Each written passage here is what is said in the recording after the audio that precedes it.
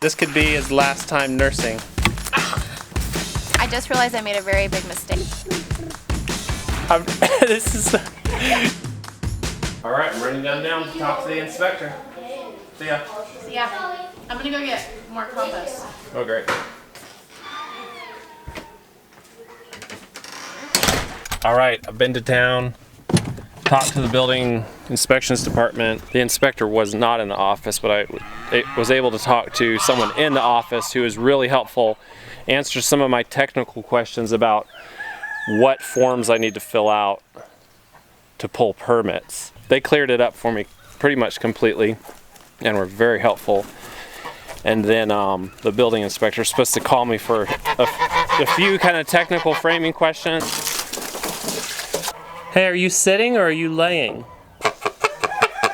She sat on this nest quite a bit over the weekend. I'm not sure though if she's full-time on it or if she's just laying an egg. I think she's actually starting to sit now. Are you chewing on that wood? Does that taste good? He's chewing on this board. You're funny. You're a funny cow. Look at that tongue. He's always... The bull's saying, enough cuteness. Get us our food. What I'm trying to test out this morning is if I can get hay to the cows without bumping the goose off her nest. Because if we push her off the nest twice a day, who knows how that'll impact her ability to hatch out those eggs. So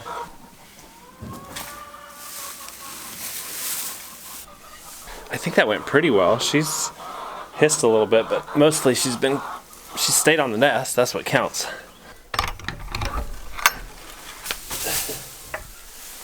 Oh, no goat babies.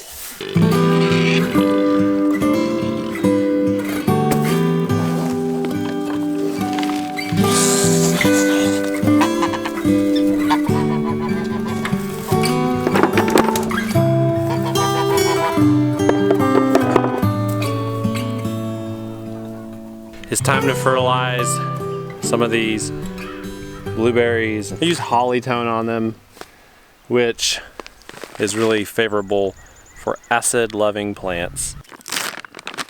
With plants this small, the focus is really not on fruit production now, but on survival and future fruit production. And that means just growing healthy plants, strong plants, fast-growing plants, so that we can have significant food production in the coming years from them. So it's really just about growing volume of strong plant. The same is true of these apple trees. We're just growing a framework to hold apples. Pruning and fertilizing for this strong framework that can hold several bushels of apples down the road without breaking and falling apart for the longevity of that production. Some guys just showed up in a truck and dropped some stuff off Brianna bought. I didn't know she was gonna buy it. I'll show you when she gets home because I think it's really funny. She said, I'm gonna go run some errands, and then these guys just show up. I recognize these guys. I knew what store they were from, and so I didn't ask any questions. I just played like I knew what the whole plan was. I said, put it right there.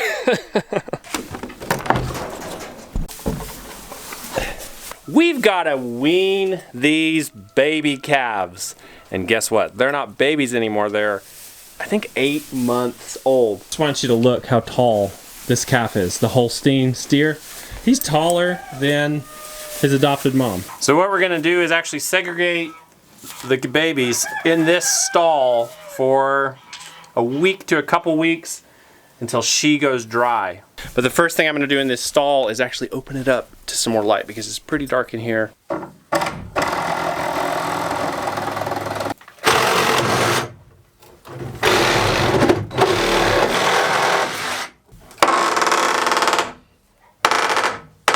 That's actually a big improvement. I was standing here trying to figure out should I make this door like a 3/4 height door, and I'm gonna hold off on that. What I've done is open this up though, so there's a huge amount of light coming in from those windows right there. And I don't want to go much lower with this because this guy on one occasion jumped over this. So I'll open this stall back up. I had this set aside for a goat safe haven.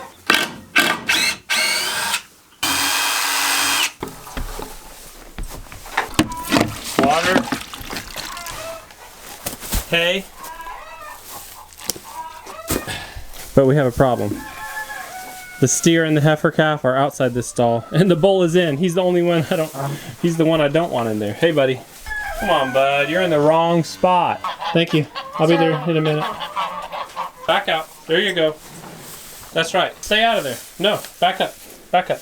Yeah, you're too big to be nursing. This is a little poignant. This could be his last time nursing, ever. If I can get him in the stall. It's kind of sad, but it's just what needs to happen. Honestly, the milk's what made him grow so good and made him so healthy. Look, last nurse. She's taking her last little suck. It's a sweet time when you got calves sucking on mamas. Get in, get in, get in, get in, get in. There you go. Good little cows. All right, now begins a very noisy few days in this barn. Mooing from mama and from these guys because they're not gonna like this. But it's just how it goes. They gotta be weaned sometime.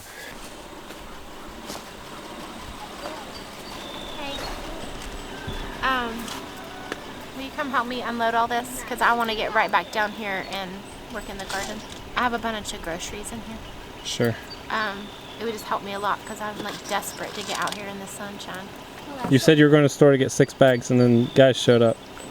Well, I knew I was going to order it to be delivered. Okay, great. But I didn't know they were going to bring it today. Last time I talked to them, they said, oh, it could be a week or two before we get out there. Hey Siri, were any people found alive when they came back to search for bodies on the Titanic? Check it out. I got Grace these books, and they're like women's diaries from history. They're called Dear America books. So anyway, I got her a bunch of these, and it's just cool because she's learning about history through the diaries of women from the past. But she just read one about a girl who was on the Titanic and she was in 3rd class. So it tells the whole story. No, she was in the 1st class. Oh, she was? Okay. Did she live? So anyway, we were just discussing the Titanic and what happened and how many people died, and then we looked at the percentages of 1st class, 2nd class, and 3rd class who died, female and male, passenger and crew, and all the questions. So that's been fun. I got up at exactly 4:30 this morning because Brianna woke me up. She woke me up and said, hey, I heard a crash, I heard glass breaking and something smashing. Several times in our marriage, Brianna, who's more likely to wake up at a sound, has heard something and sent me to investigate. But this is different. She said, I wasn't dreaming, I heard smashing glass. To me, this is like, oh, this could be really bad. I quickly acquired some firepower that's set up for night. See that? I patrolled the house, inside, outside, all the way around the house, up here, down to the basement, checked all the doors, made sure all the doors were locked, checked every window, and then I was stumped. Now, what I didn't do is go all the way downstairs. I peeked downstairs, looked all through, and checked the outdoor windows down there. And I went back to bed and said, hey, Bree, it's nothing. Anyway, we just found what made the crash. It was a picture, came off the wall of the house and fell about 16 feet and smashed on the floor. And while I don't ever expect to have a home intruder, at least not where we live, it's not likely, it is possible, and it's really nice to have a tool like this. And by this I mean mostly this really bright light. You can actually illuminate a whole room while you're pointing this gun at the floor safely. You're not pointing it at your kid or your spouse. You're not waving your gun around. You can actually light up a room just like that. Point it at the floor or at a 45-degree angle at the floor, and you can see everything in front of you. This is what they delivered earlier. I don't know how many cubic feet. It is time to plant onions. To be honest, I am on the struggle bus today, but this glorious sun makes me just want to get this project done. We're going to start with 2 beds of onions. I think that should be enough. That's what we planted last year. I am planting candy onions from Dixondale Farms. I'll link them below. You're doing good. That's heavy. Okay. Like, put it in that path right over here. And I did purchase compost today, and the reason for that is because even though we had a huge compost pile from last year's barn clean out, still wasn't enough. It only covered the upper half of the garden and a little bit of this lower part. And one of the best things you can do for your garden is always put good things back into it. So that's what we're about to do right now. And yes, I got bags, and the reason for that is that it is too wet to get a truck up here. So even if I had a dump truck load, dump it in my yard, and us shovel it into Arthur's truck, we can't get his truck up here. It's still too wet out. So I have them deliver bags because we can easily haul those up to the garden. Bree's pulling a few deep-rooted perennials. No, it's yellow dock. It's yellow dock. Yellow dock is edible, the roots are. I'm not sure about the leaves and all that. They might be. You could look it up. But, you guys, we have so much yellow dock in our yard and in our garden and in our pastures and in our fence lines. Like, it's not gonna hurt to pull it out of our garden. Oh, sorry. It's an unforgivable face. Maybe you can be forgiven for a stainless steel knife. If it was a carbon steel knife, it would not be a forgivable sin.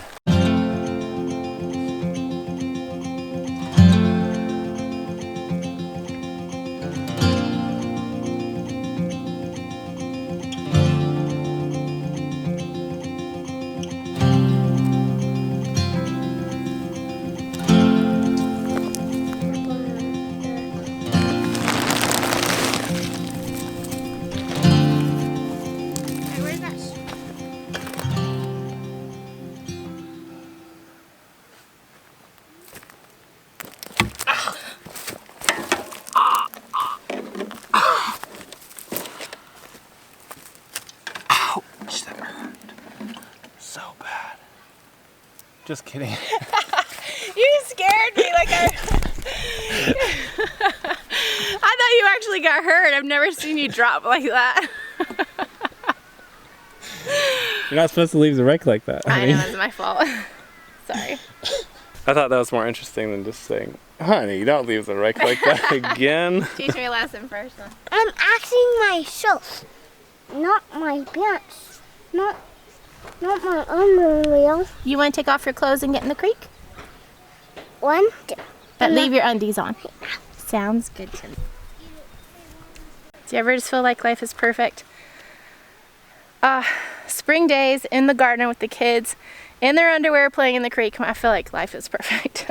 This is what Wilder thinks you should do with a garden bed. Well, we don't encourage activity or weight on the beds. He's pretty small, and that's adorable. That was his idea. All right, get off the bed now. No more walking on it. It's comfy. Is that comfy? It can stay. It's fine. But it's in the middle of the asparagus bed now. It Okay. didn't used to be. So I'm going to pull it out. We have plenty. Dig it up. But they have a little planting guide. I was just telling Arthur I can't remember exactly how to plant these. So actually pretty deep. They go 6 to 8 inches deep. So here they are. They come in these bunches of about 50. Candy onion is a sweet onion.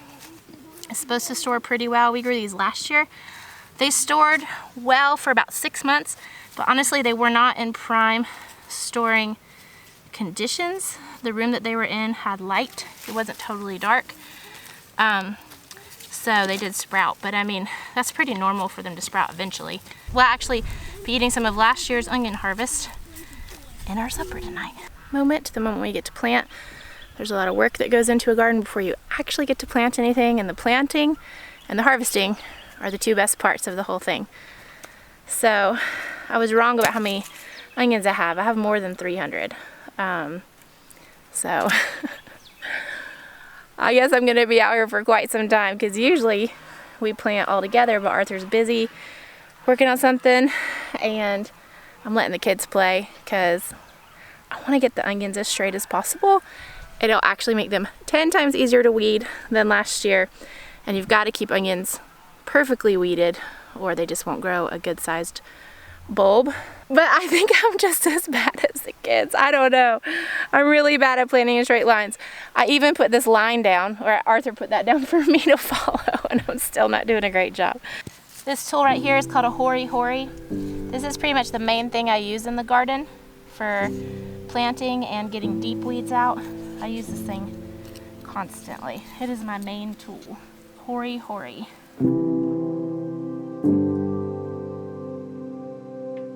Now, this guy, you gotta push him down in there real good. He's not quite deep enough, okay? You're my gardening buddy, aren't you? Cool. A little too deep. No, that was great. No, it was all the way up to here. It won't be once you put it in.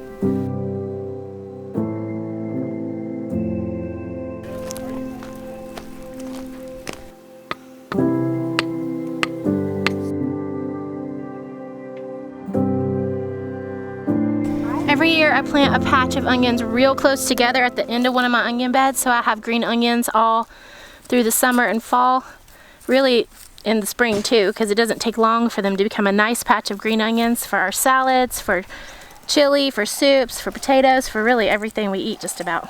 Do you want to get off my back and help me plant some onions? No. I'll let you dig. But you gotta do it. Are you ready to go home? Okay, so I just realized I made a very big mistake. And I actually kept asking myself, I feel like last year we planted the onions really shallow so that the bulbs will form. But I had read this handout, not realizing that I read about how to grow leeks, not how to grow onions. And the leeks, it says to plant 6 inches deep. And as we kept planting them, I was like, we did not plant them this deep last year, but if the handout says it, I might as well do it. So now we just planted a few hundred onions incorrectly. So we've got to go back, pull them up and replant them so that they're only an inch deep. So don't make that mistake. Only plant your onions an inch deep, which I knew, but I was questioning myself because I thought I read it in the instructions. Although time consuming, this is going to be an easy fix. We're just going to pull them up and then just push them down. Pull them up and then push them down. There you go. I'll probably never forget to plant onions correctly ever again. Well, I was like, why is this taking so long? Look at me, blindly trusting you. Not questioning. You know how I was going to talk to the building inspector this morning, but he wasn't in? Yeah. But he was within 150 feet of the rental house this afternoon. And I saw him in his truck. He was across the street at a job. I didn't think he had any more inspections over there, and I grabbed my notebook with my questions and headed out the door, but he was already gone. Look at that little red bug. It's so cool.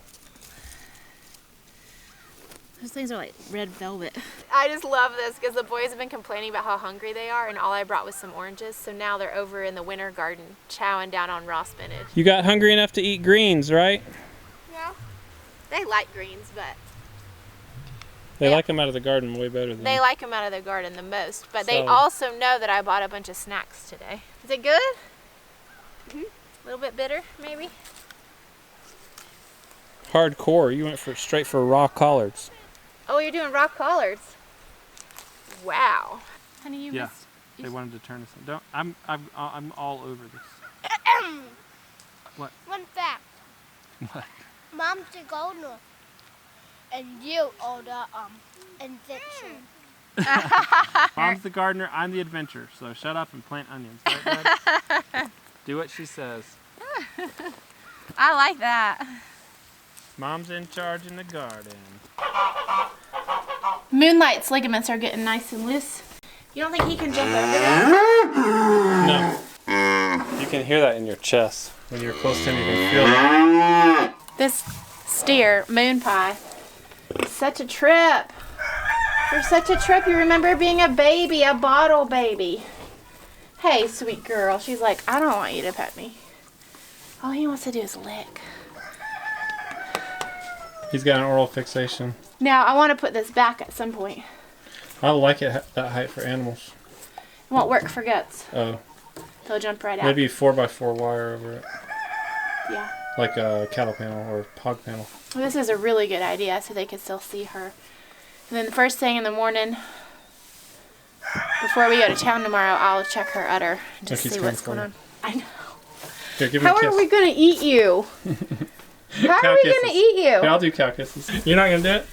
No. No, thank you. Come here. Cow kisses. Hey, buddy. Hey, give me cow kisses. Ow! He's licking. It's so rough. This is. If you like being licked in the face by a dog, which I don't, this is kind of like being licked in the face by a cat tongue that's like 100 times bigger than a cat tongue. Your turn. Guys, thanks for...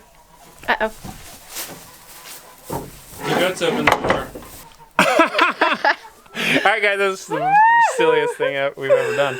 It's been another great day on the homestead. Thanks for joining us. See you next time.